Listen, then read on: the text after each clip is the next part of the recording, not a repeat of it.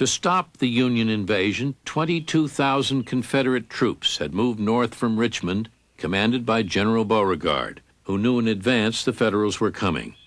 Rose Greenough, a prominent socialite in Washington and a Confederate spy, had alerted him. Now, Beauregard made his headquarters in Wilmer McLean's farmhouse.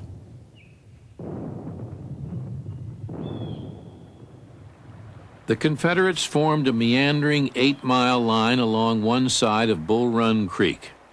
They were less than 25 miles from Washington, and there they waited. Hundreds of Washingtonians in holiday mood rode out to Manassas hoping to see a real battle. Some brought field glasses, picnic baskets, bottles of champagne. We saw carriages which contained civilians who'd driven out from Washington to witness the operations.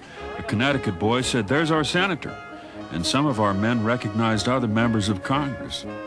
We thought it wasn't a bad idea to have the great men from Washington come out to see us thrash the Rebs. Private James Tinkham.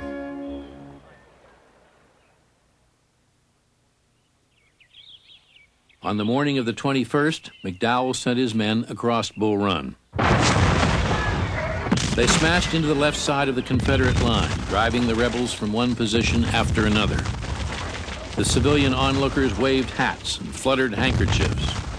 It was not yet noon, and all was going just as they wanted. On reaching a clearing separated from our left flank by a rail fence, we were saluted by a volley of musketry, which was fired so high that all the bullets went over our heads. My first sensation was astonishment at the peculiar whir of the bullets, and that the regiment immediately laid down without waiting for orders.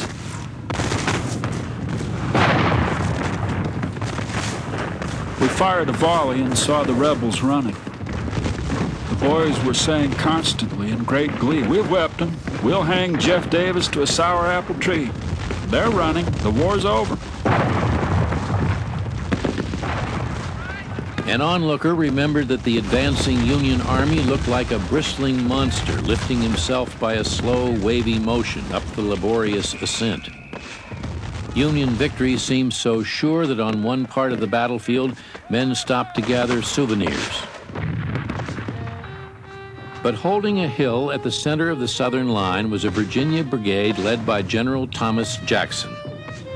While other Southern commands wavered, Jackson's held firm. One Confederate officer, trying to rally his own frightened men, shouted, "Look, there's Jackson with his Virginians, standing like a stone wall." The name stuck. He had this strange combination of religious fanaticism and a glory in battle. He loved battle. His eyes would light up.